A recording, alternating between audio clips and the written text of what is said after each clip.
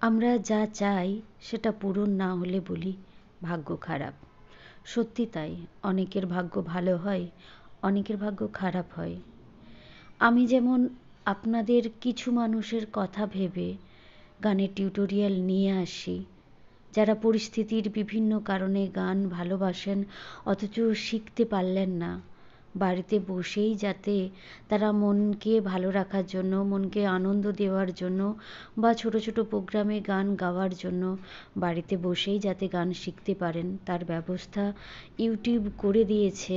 বা বলতে পারা যায় আমার ভাগ্য ভালো বলে বা আমাদের ভাগ্য ভালো বলে আজকে ইউটিউবের মাধ্যমে আমাদের জেনারেশন আপনাদের কাছে, সকলের কাছে যে যার প্রয়োজনীয় কিছু পৌঁছে দিতে সাহায্য করতে পারছে।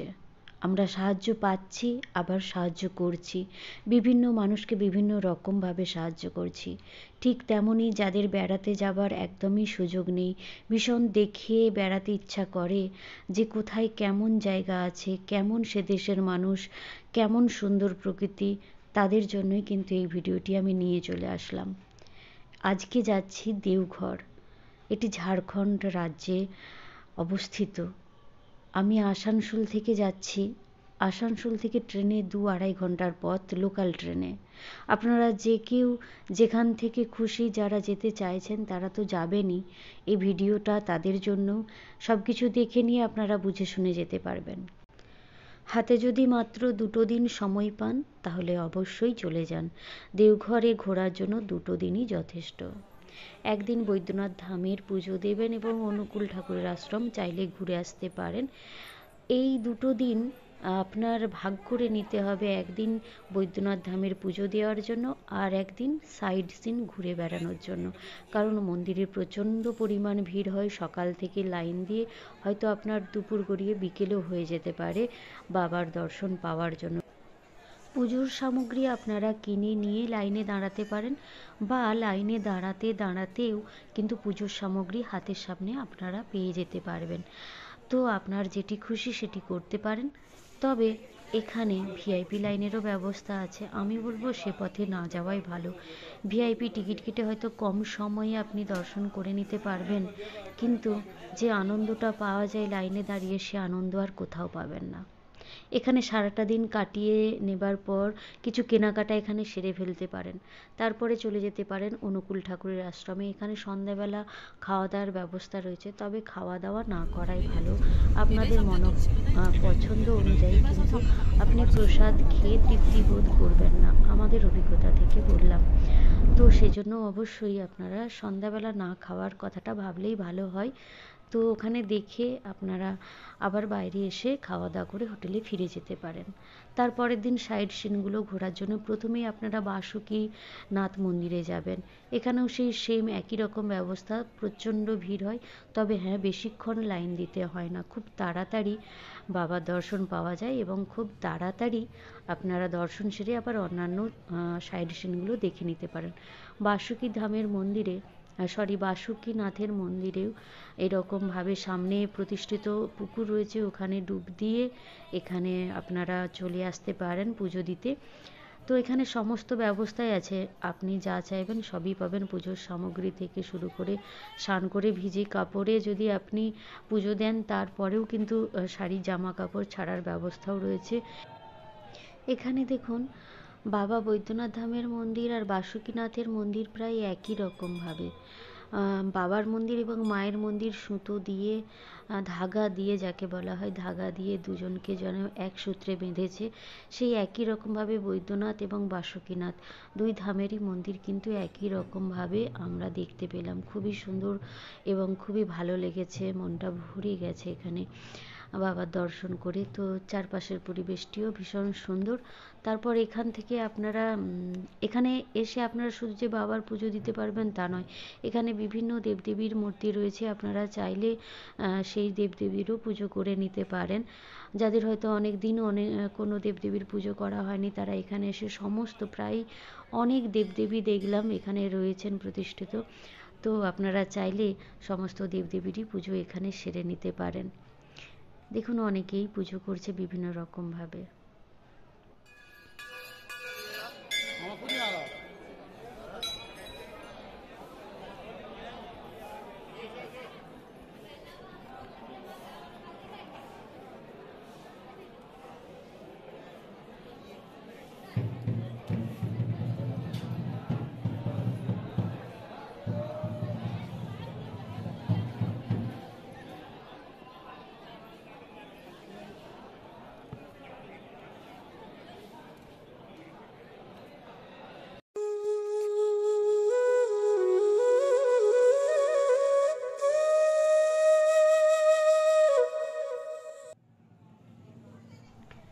এখানে দেখুন কত ঘন্টা বাঁধা রয়েছে, মনে হয় মানতের ঘন্টা। যাদের মানত পূর্ণ হয় তারা ঘন্টা হয়তো মানত করে, ঘন্টা দিয়ে পুজো দেয়। তো দেখে এটাই মনে হলো, জানি না কি কারণ এখানে যজ্ঞস্থল, জানি না কি ব্যাপার এগুলো। তবে এখানে গাইড নিতে বলে, সব সময় বলে যে একটা গাইড নিলে সব কিছু জানা যায়। সত্যি তাই, গাইড নিলে খুবই ভালো হয়, কারণ যে কোনো জায়গারই একটা মাহাত্ম্য থাকে, সেই মাহাত্ম্যটা বুঝতে গেলে অবশ্যই গাইডের প্রয়োজন। সমস্ত জায়গাতেই গিয়ে দেখলাম যে গাইড তারা নিজে থেকেই এসে বলছে যে আমরা আপনাদেরকে সব বলে বুঝিয়ে দেবো, কিন্তু কি বলুন তো, একটু বেশি টাকা দাবি করে বলে সেই জন্য নিতে মন চায় না। এমনিতেই বেড়াতে যাবার কত খরচ, হোটেলে থাকা খাওয়া গাড়ি ভাড়া সমস্ত রকম মিলে তারপরে আর গাইডকে দিতে মন চায় না। তাই যতটা যা পারি নিজেদের মতো করে বুঝে নিজেরা চেষ্টা করি বুঝে নিতে। যাই হোক, এটি হচ্ছে সেই প্রতিষ্ঠিত পুকুর। এখানে একজনকে জিজ্ঞেস করে জানলাম এই প্রতিষ্ঠিত পুকুরে স্নান করে এখানে পুজো দেওয়া হয় এবং বাবা খুব জাগ্রত, সকলেই বাবার মানত করে এবং পূর্ণ হলে পুজো দেয়। তারপরে ওখানটা ঘুরে আমরা চলে আসলাম ত্রিকুট পাহাড়ে। ত্রিকুট পাহাড়েও দেখুন সেই মন্দির, পাহাড়ের ওপরে মন্দির, কিন্তু মন্দিরগুলোর সবই কিন্তু স্টাইল একই রকম। সেই বাসুকীনাথ মন্দির বলুন বা বৈদ্যনাথ ধাম মন্দির বলুন, সবেরই কিন্তু একই স্টাইল। পাহাড়ের অনেকটা উপরে উঠেছিলাম, সিঁড়ি করাই আছে। তো সিঁড়ির উপরে ওখানে আশ্রম আছে, মানে পাহাড়ের উপরে আশ্রম আছে। এখানকার যিনি আশ্রমের মহা ঋষি ছিলেন তার সম্পর্কে আমার সেই মুহূর্তে জানলেও এই মুহূর্তে মনে পড়ছে না যে ঋষির নাম কি ছিল। তো যাই হোক, আপনারা আসলেই এখানে সমস্ত কিছু জানতে পারবেন। তবে বারবারই বলছি যে গাইড নিলেই সত্যি ভালো হয়, তবে সব কিছু জানা যায়। এখানে পড়ে পড়ে, হিন্দিতে লেখা আছে, হিন্দি পড়তে জানি বলে মোটামুটি পড়ে পড়ে নিজেরা সব বুঝেছি, কিন্তু এই মুহূর্তে আপনাদেরকে বলবো যে সেটা কিছুতেই আর মনে করতে পারছি না। তো যাই হোক, বিভিন্ন জায়গায় বিভিন্ন মুনি ঋষিরা তপস্যা করে বিভিন্ন তপফল লাভ করেছেন এবং সেই জন্যই এই জায়গাগুলো বিখ্যাত হয়েছে। তো এখানেও একজন ঋষি ছিলেন যিনি তপফল লাভ করেছিলেন এবং তার ফলে এই জায়গাটি আজকে দর্শনার্থীদের যোগ্য হয়ে উঠতে পেরেছে। তো সেই জন্য, তবে পাহাড়গুলো দেখে এখানে মন ভরে গেছে জানেন, এত সুন্দর পাহাড় দেখে, একদম পরিষ্কার পরিচ্ছন্ন ঝকঝকে, খুব ভালো লেগেছে। এখানে পাহাড়ে উঠতে খুব মজা পেয়েছি।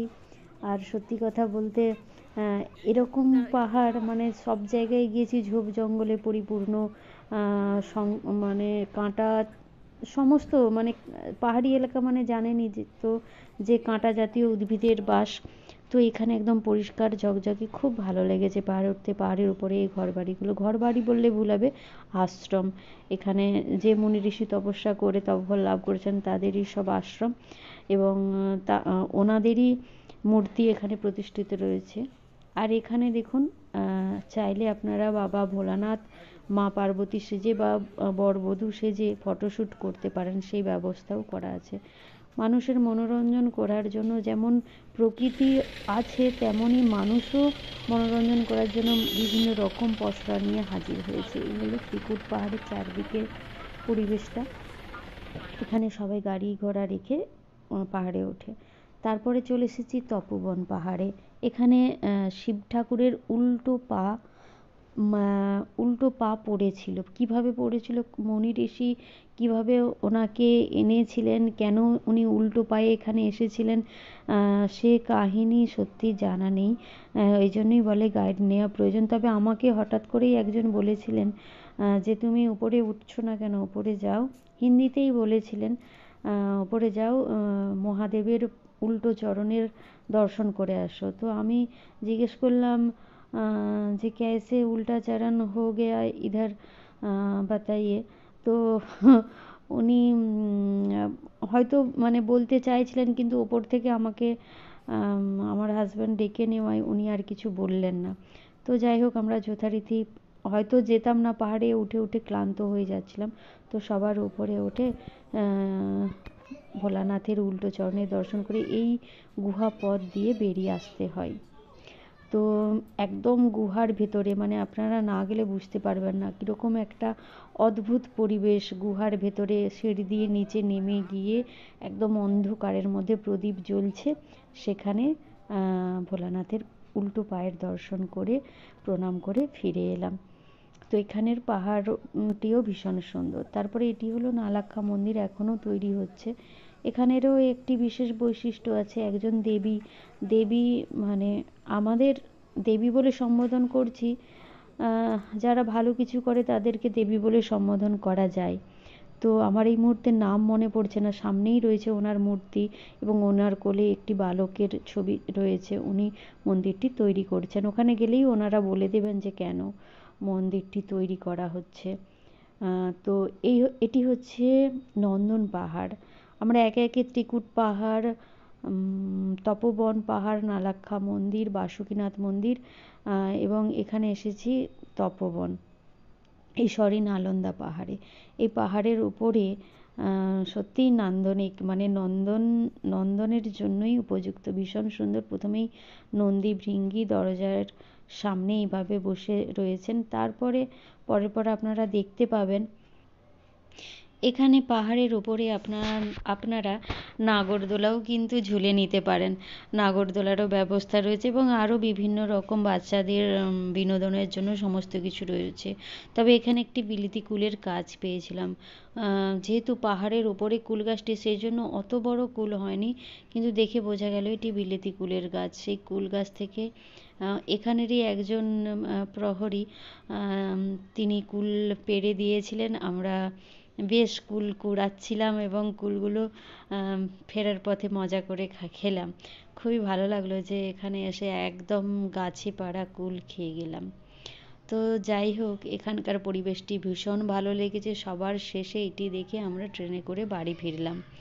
তো দুদিন বেশ সুন্দরভাবেই, ওই দিনই আর হোটেলে থাকার প্রয়োজন হলো না, যেহেতু আসানসোল সামনেই, সেজন্য সন্ধ্যাবেলা আমরা স্টেশনে পৌঁছে গেলাম। তারপর ওখান থেকে ট্রেন ধরে বাড়ি ফিরে গেলাম। তো আপনারা তাহলে হোটেলে মাত্র একটি রাতই থাকলেন, বাকি পরের দিন কিন্তু ফিরে আসতে পারেন সন্ধ্যাবেলা যদি ফিরে আসা সম্ভব হয়। দুদিনই যথেষ্ট এখানে ঘোরার জন্য। তো বন্ধুরা, আশা করি ভালো লেগেছে। টিউটোরিয়াল যেমন নিয়ে আসি তেমনি এটিও নিয়ে আসলাম। যারা বাড়িতে থাকেন, বাড়ি থেকে কোথাও বের হতে পারেন না বিভিন্ন কারণে, তাদের জন্য। দেখুন ভূতের ঘর, এখানে ভূতের শব্দ, ওখানে ঢুকেছিলাম ভূতের শব্দ শুনে পেয়েছিলাম। তো ভালো থাকবেন, সুস্থ থাকবেন।